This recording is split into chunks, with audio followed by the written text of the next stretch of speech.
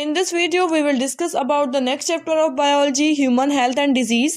तो चलिए सबसे पहले डिस्कस करते हैं कि हेल्थ क्या होती है, हेल्थ को किस तरीके से डिफाइन किया गया है। ठीक है, अगर मान लीजिए आप बोलते हैं कि किसी शख्स को कोई बीमारी नहीं है, ठीक है, तो इसका मतलब वो कैसा है, हेल्दी। आप यही कहते हैं कि अगर इस इंसान को कोई डिजीज़ नहीं है तो वो हेल्दी है। लेकिन हेल्थ का जो स्टेटमेंट है वो हेल्थ को हम इस तरीके से स्टेटमेंट देते हैं कि health is not only the absence of disease. इसका मतलब ये नहीं है ज़रूरी कि अगर किसी शख्स के अंदर कोई बीमारी नहीं है या उसे कोई बीमारी नहीं हुई है तभी वो इंसान कैसा होगा, हेल्दी होगा। हेल्दी का स्टेटमेंट ये होता है, WHO के अकॉर्डिंग भी यही स्टेटमेंट है कि health is a state of complete physical, mental and social health.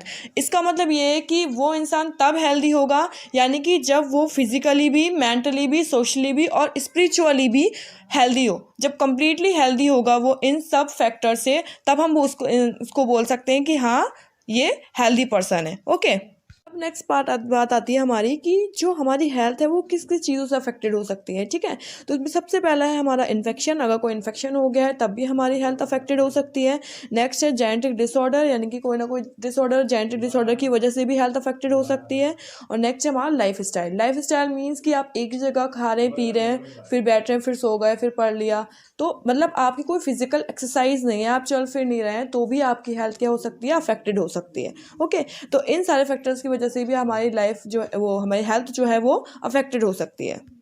तो हमारा नेक्स्ट कॉन्सेप्ट है डिजीज़। डिजीज़ मीन्स कि जब हमारी बॉडी में फंक्शनिंग है पूरी तरीके से प्रॉपर नहीं होती है और कुछ ना कुछ सिम्टम्स क्रिएट हो जाते हैं एजेंट्स के थ्रू। ठीक है, एजेंट्स की वजह से हमारी बॉडी प्रॉपर फंक्शनिंग नहीं करती है, तो उसे हम क्या बोलते हैं, डिजीज़। मीन्स कि the malfunctioning of body with specific symptoms is called disease.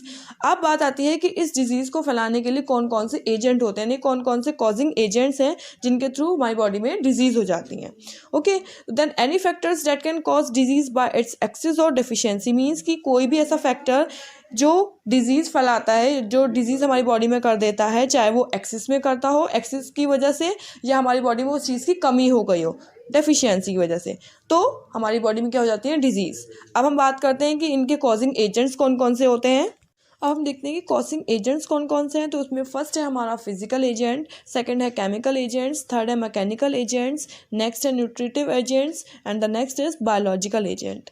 अब सबसे पहले हम कंसीडर करते हैं फिजिकल एजेंट्स को। फिजिकल एजेंट्स मींस क्या हो गया कि हमारा टेम्परेचर है। Okay, temperature, pressure, humidity, radiations, इन सारे फैक्टर्स की वजह से भी हमारी बॉडी में डिजीज़ हो सकती है, हमारी हेल्थ अफेक्टेड हो सकती है, क्योंकि टेम्परेचर ज़्यादा है कम, उसका भी इफेक्ट हमारी बॉडी पे पड़ता है। ठीक है, तो ये फिजिकल फैक्टर्स हैं जिनकी वजह से जो कॉजिंग एजेंट हैं ये डिजीज़ फैलाते हैं। ओके, नेक्स्ट है हमारा केमिकल। अब केमिकल फैक्टर्स कौन कौन से हो गए। केमिकल मींस कि हमारे हार्मोन्स, ठीक है, एंजाइम्स, पॉल्यूटेंट्स। हार्मोन्स मींस कि हमारी बॉडी में बहुत सारे हार्मोन सिक्रीशन होता है।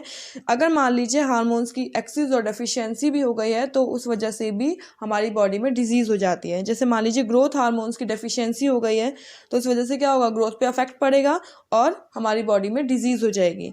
या नेक्स्ट मैं बोल सकती हूँ कि एंजाइम्स, यानी कि जब यूरिक एसिड का लेवल बढ़ जाता है तो भी हमें प्रॉब्लम हो जाती है, तो एक तरीके से हमारी हेल्थ तब भी अफेक्टेड हो सकती है। तो ये सारे हार्मोन्स, एंजाइम का भी हमारी बॉडी में बहुत ज़्यादा इंपॉर्टेंट रोल होता है जिसकी वजह से हमारी बॉडी अफेक्टेड हो सकती है। ठीक है, नेक्स्ट है हमारा मैकेनिकल। मैकेनिकल मीन्स कि आप कोई स्पोर्ट एक्टिविटी कर रहे हैं, ठीक है, या उसमें आपने पार्टिसिपेशन करा है तो आपको चोट लग गई, आपके फ्रैक्चर हो गया, स्प्रेन हो गया, ठीक है, या कहते हैं ना कंधा उतर जाता है, इस तरीके से कोई भी आप मैकेनिकल एक्टिविटी कर रहे हैं तो वो फैक्टर अफेक्टेड करते हैं हमारी हेल्थ को। ठीक है, नेक्स्ट है हमारा न्यूट्रिशन। मीन्स कि जो वाइटामिन्स और मिनरल्स, हमारे न्यूट्रिटिव एलिमेंट्स हैं, उनकी भी डेफिशिएंसी या ज़्यादा होना, यानी कि वाइटामिन्स के भी ज़्यादा होने से हमारी बॉडी में डिजीज़ हो जाती है, या कम होने से भी हमारी बॉडी में डिजीज़ हो जाती है, चाहे वो मिनरल्स हो, वाइटामिन्स हो। ओके, तो इनका भी इंपॉर्टेंट रोल रहता है हमारी बॉडी में डिजीज़ करने का। ठीक है, नेक्स्ट है हमारा बायोलॉजिकल। बायोलॉजिकल आपको पता ही है, जिसमें जो भी पैथोजेंस हैं, बैक्टीरिया, वायरस, फंजाई, इनके थ्रू भी क्या होती है, डिजीज़ हो जाती है हमें। नेक्स्ट हमारा कॉन्सेप्ट आता है transmission of disease. Okay, transmission of disease का मतलब क्या हो गया कि जो ट्रांसमिशन होता है वो दो तरीके से होता है, डायरेक्ट और इनडायरेक्ट।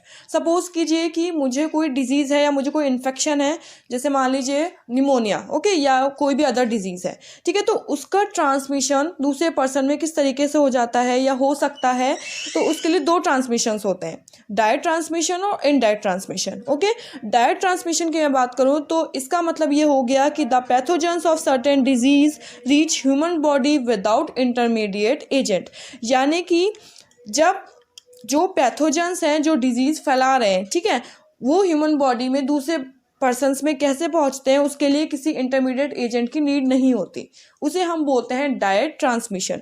जैसे उसमें हमारा फर्स्ट आ सकता है कि कॉन्टैक्ट विथ इन्फेक्टेड पर्सन। मान लीजिए किसी पर्सन को इन्फेक्शन है, उसको दूसरे बंदे को इन्फेक्शन हो सकता है क्योंकि आपने जो इन्फेक्टेड पर्सन है आप उसके कांटेक्ट में आए हैं, आपने उससे हैंडशेक करा है, उसके चीज़ों को यूज़ करा है, ठीक है, आपने क्या कहते हैं उसके अटेंसिल्स, उसके क्लॉथ को यूज़ कर लिया है, उस वजह से भी क्या होता है कि इन्फेक्शन फैल सकता है। ओके, नेक्स्ट होता है droplet infection. Droplet infection means sneezing है, उस पेशेंट को स्नीजिंग होने से उसके थ्रू फैल सकता है, कफिंग या उस पेशेंट ने थूक दिया, ठीक है, तो उसकी ड्रॉपलेट के थ्रू भी क्या हो सकता है, इन्फेक्शन हो सकता है और डिजीज़ का ट्रांसमिशन हो सकता है।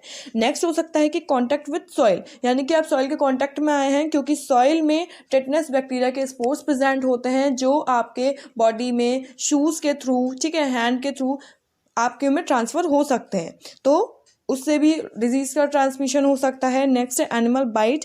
एनिमल बाइट यानी कि उस एनिमल के सलाइवा में वो पैथोजेंस प्रेजेंट है जो आपकी बॉडी में एंटर कर सकता है और डिजीज़ कॉज कर सकता है। एक फैक्टर हो सकता है कि थ्रो प्लेसेंटा, अगर मदर को कोई डिजीज़ है, जैसे मान लीजिए HIV या सिफिलिस है, तो वो प्लेसेंटा के थ्रू भी क्या होता है बेबी में पहुंच सकता है। तो ये सारे फैक्टर्स की वजह से जो डायरेक्ट ट्रांसमिशन होता है जिसमें किसी इंटरमीडिएट एजेंट की नीड नहीं होती, उसे हम बोलते हैं डायरेक्ट ट्रांसमिशन। अब नेक्स्ट आता है हमारा इनडायरेक्ट ट्रांसमिशन। इनडायरेक्ट ट्रांसमिशन का मतलब यही हो गया जस्ट अपोजिट डायरेक्ट ट्रांसमिशन का, वहाँ पे किसी इंटरमीडिएट एजेंट की नीड नहीं थी जो पैथोजेंस डिजीज़ फैला रहे थे, लेकिन यहाँ पे इंटरमीडिएट एजेंट्स की नीड होती है, उस वजह से ट्रांसमिशन होता है, तो हम बोलते हैं इनडायरेक्ट ट्रांसमिशन।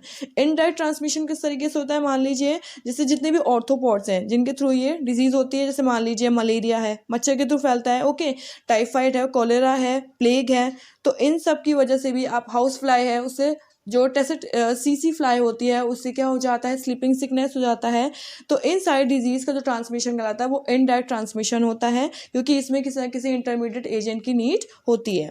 ओके, नेक्स्ट इसमें कंसीडर हो सकता है कि vehicle born method. Vehicle born method का मतलब ये हो गया कि कोई भी फूड है या गंदा पानी एक जगह इकट्ठा हो रहा है, वहाँ पे भी डिजीज़ क्रिएट हो सकती है, तो उस वजह से भी डिजीज़ फैलती है, ठीक है। एयरबॉर्न मेथड्स भी हो सकती हैं, यानी कि एयर डस्ट से कोई डिजीज़ हो रही है तो वो एयरबॉर्न मेथड हो गई। नेक्स्ट हमारा आ जाता है कि फोमाइट बॉर्न मेथड, यानी कि मान लीजिए किसी पेशेंट को ट्यूबरक्लोसिस है, वो कैसे, उनका डायरेक्ट ट्रांसमिशन तो नहीं है, लेकिन अगर ट्यूबरक्लोसिस पेशेंट है, ठीक है, उसके कांटेक्ट में आप हैं, उसके टॉवल यूज़ कर रहे हैं आप, ठीक है, उनके अटेंसिल्स यूज़ कर रहे हैं, टूथब्रशेस यूज़ कर रहे हैं उनका, तो उस वजह से भी क्या होता है कि इनडायरेक्ट ट्रांसमिशन हो जाता है और दूसरे पेशेंट को भी ट्यूबरक्लोसिस हो सकता है। अब यहाँ पे नेक्स्ट टर्म आती है कि हाउ पैथोजेंस कॉज डिजीज़। अब यहाँ पे जो पैथोजेंस होते हैं किस तरीके से डिजीज़ करते हैं, तो दो तरीके से करते हैं। एक तो होता है टिश्यू डैमेज और दूसरा होता है टॉक्सिन सिक्रीशन।